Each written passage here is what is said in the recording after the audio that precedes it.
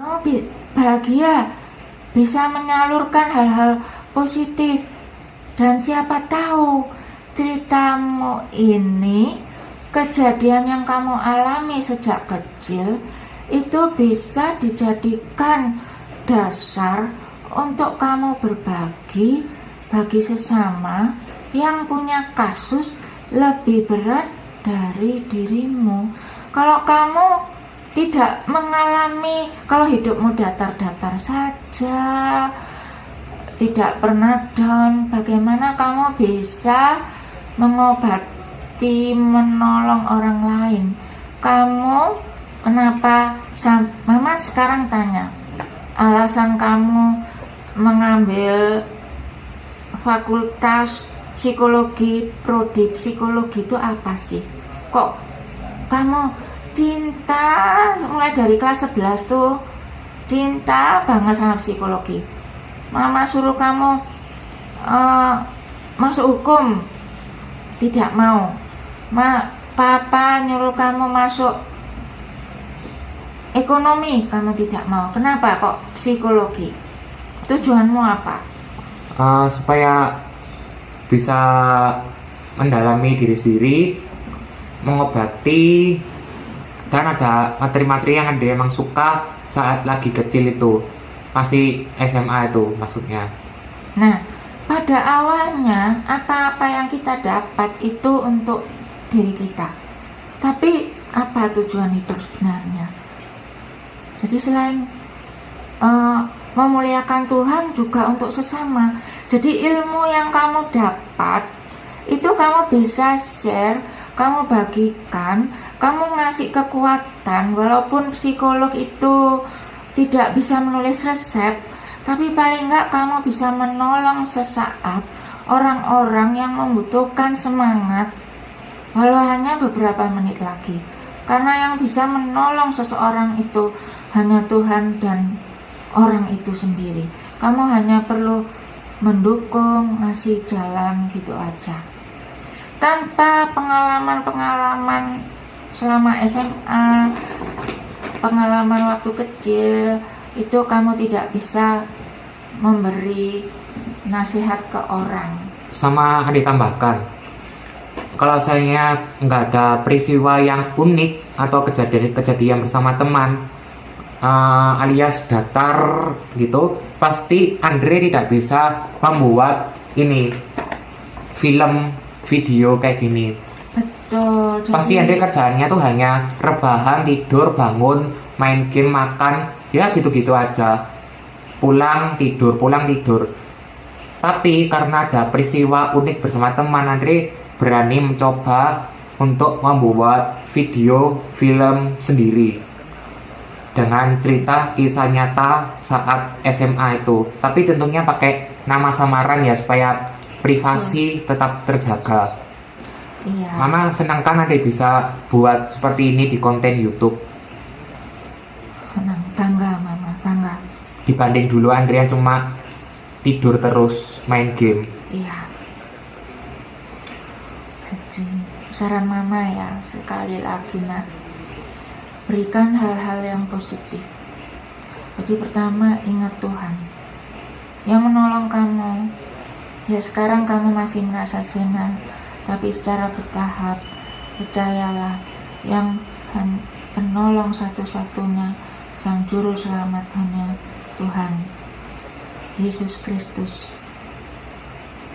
Itu tidak ada yang lain. Dalam masa kesulitan apapun, percayalah, kamu bisa berjalan. Dalam kesulitan apapun kamu tidak bisa menghadirkan Sena, tapi Tuhan selalu bersama kamu selamanya. Iya, sama temannya itu ada yang berusaha supaya Andre nggak terlalu dekat sama Sena. Ada di scan video ini terlihat teman Andre cewek bernama Starsi tanya ke Andre, kamu kan sering ngobrol sendiri di kelas bersama Sena, udah kamu tinggalin atau belum? Nah, ada temannya berusaha supaya Andre nggak terlalu dekat ke Sena ini. Salah satunya yaitu Starsi, ya, teman terima cewek. Kasih.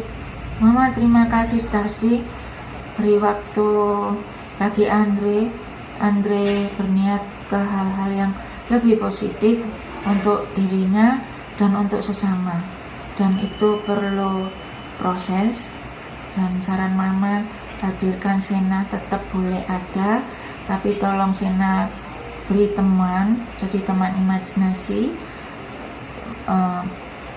buat cerita tapi itu imajinasi, dan dirimu tidak masuk dalam cerita itu. Kamu, Andre, hanya sebagai pengarang aja. Iya Ma, sama karena dulu kelas 12 Andre capek karena tugas, karena papa yang udah nggak beri perhatian lagi ke Andre. Ya kan mama sama papa kan juga cerai ya saat Andre masih kecil itu. Sampai karena waktu di kecil mama sama papa bertengkar terus sampai Andre mau bunuh diri itu ya. Maafkan mama ya nak. Nah, kamu akan bisa lebih baik lagi dari papa mama. Kamu tangguh, ketangguhanmu tuh Tuhan yang beri, bukan mama. Nah, terus itu mah ada temennya Andre bernama Mike. Sebentar, bernama Mike. Kalau di sini ceritanya emang betul teman yang muncul sebagai teman curhat. Jadi memang Mike ini teman curhat Andre saat kelas 12 karena waktu itu mengingat Andre itu lagi stres sama depresi mengingat papa itu ya, sama masa lalu yang kelam itu ya. Nah itu dibantu sama Mike, teman Andre, cowok. Ya terima kasih Mike. Nanti dalam perjalanan nak, kamu nggak perlu teman curhat. Satu-satunya teman curhat itu hanya Tuhan. Kamu menangis di kamar, silakan menangis sepuasnya. Kemudian kamu kalau nggak kuat, alihkan beban hidupmu tuh ke Tuhan, taruh. Biarkan Tuhan yang menyelesaikan. Jadi kamu misalnya punya masalah A, pikiranmu jangan ke A itu terus. Karena apa? Sudah kamu titipkan ke Tuhan. Jadi kamu sekarang beralih ke B, lihat hal-hal apa yang Tuhan sudah berikan ke kamu, agar kamu tetap tenang, bahagia, tetap bisa bersyukur. Hidup itu untuk rasa damai, tenang. Jadi jangan fokus di masalah A. Karena apa? Kamu sebagai manusia tidak sanggup menanggulangi sendiri. Taruh, Tuhan tolong aku tidak sanggup.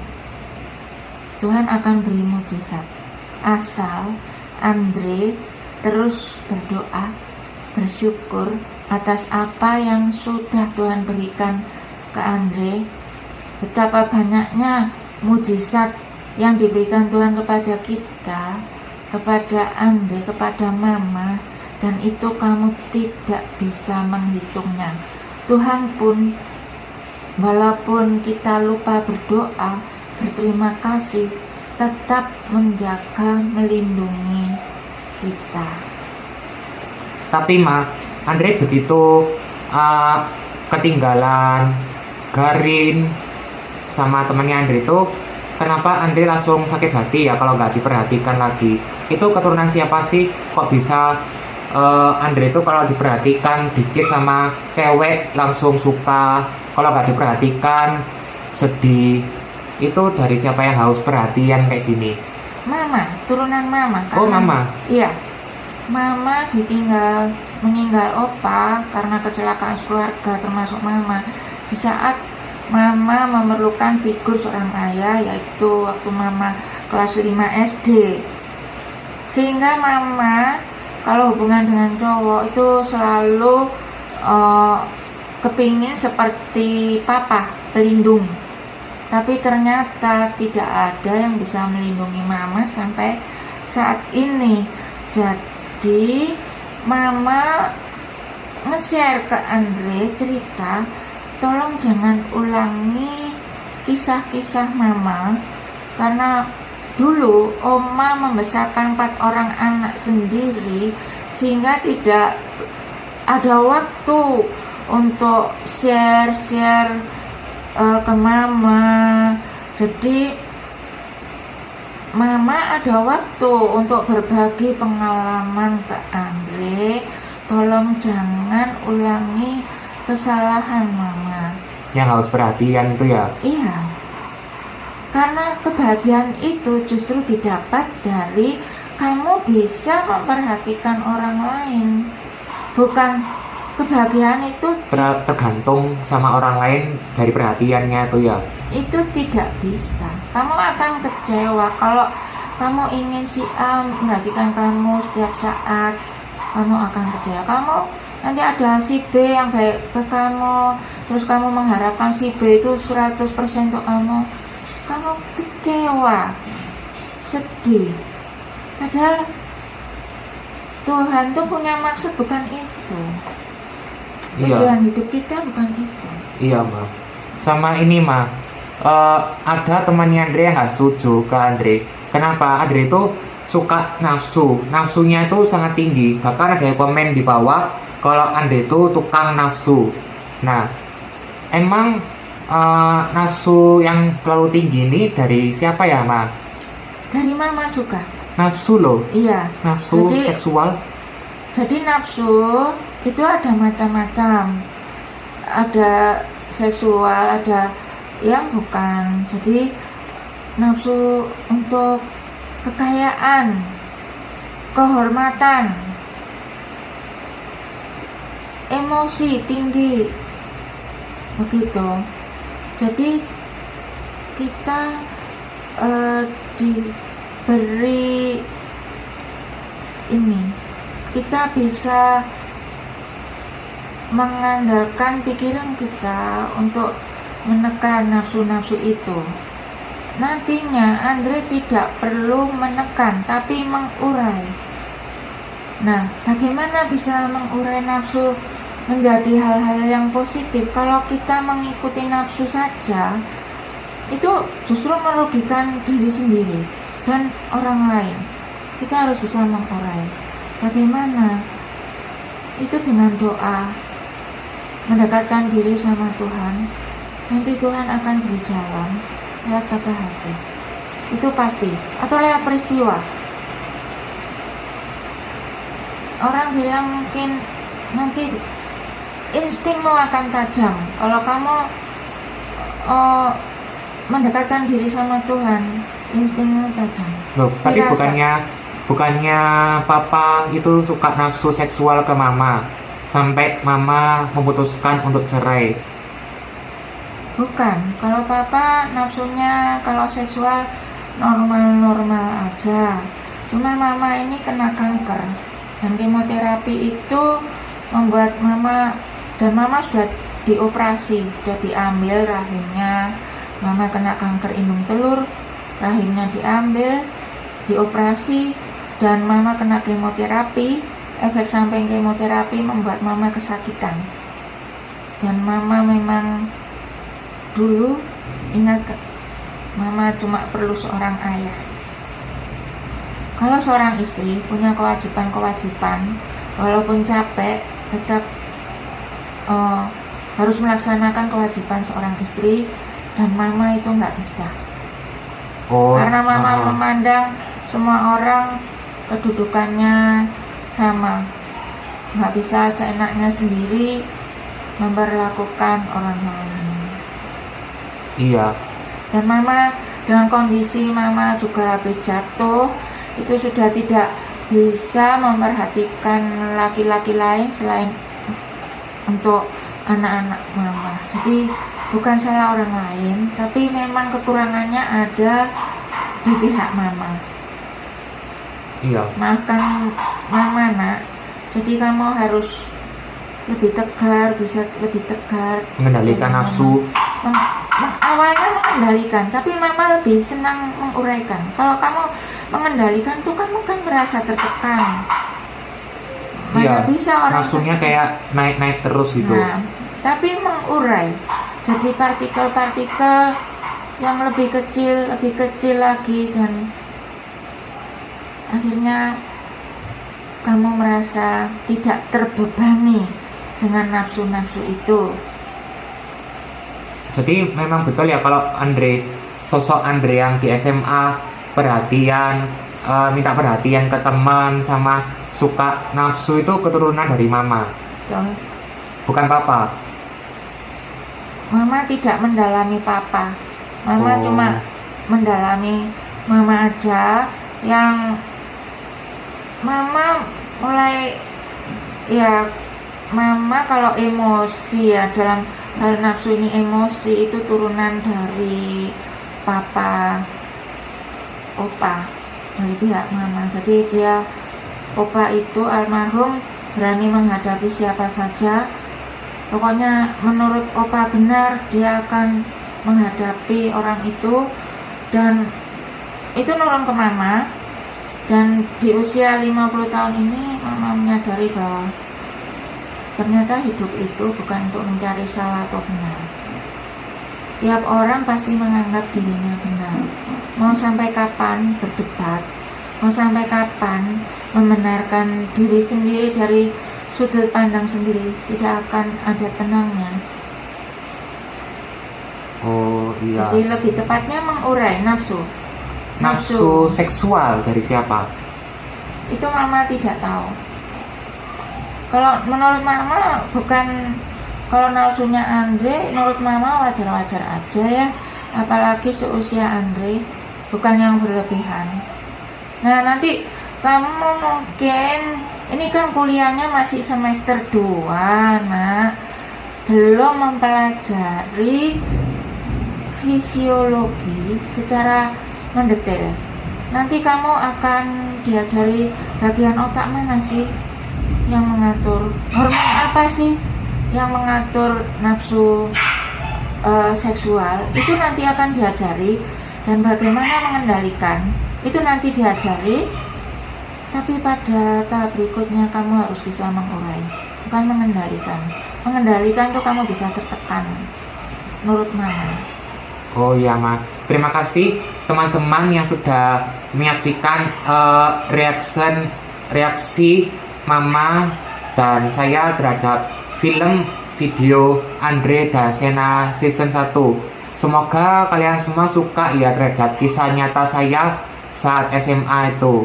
Ya mohon maaf teman-teman kalau belum bagus banget, karena mengingat alat-alatnya masih sangat sederhana sekali, yaitu hanya menggunakan HP dan aplikasi KineMaster. Ya mungkin bagi kalian ada yang bisa menggambar atau bikin video bersama, langsung saja komentar di bawah. Ini saya masih belajar menggambar, jadi belum bisa janji kapan waktu tepatnya untuk membuat komik dari film kisah nyata ini. Maaf ya teman-teman, saya sudah janji dulu untuk buat komik, tapi ternyata saya masih belajar menggambar. Harap bersabar dulu, ini masih video dulu yang diutamakan.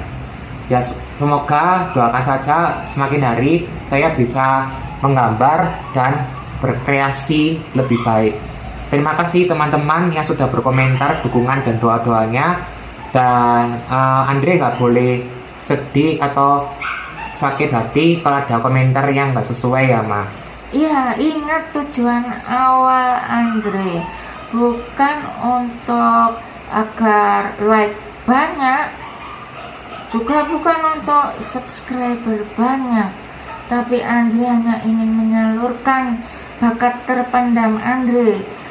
Terima kasih untuk yang sudah subscribe Andre, dan terima kasih juga like-nya, tapi sebenarnya itu bukan tujuan utama Andre.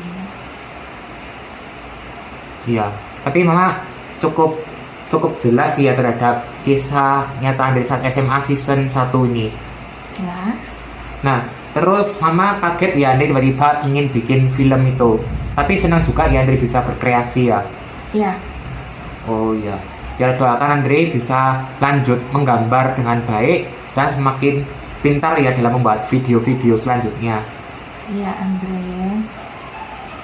Ya, oke teman-teman, terima kasih sudah menonton. Sampai jumpa di pertemuan berikutnya.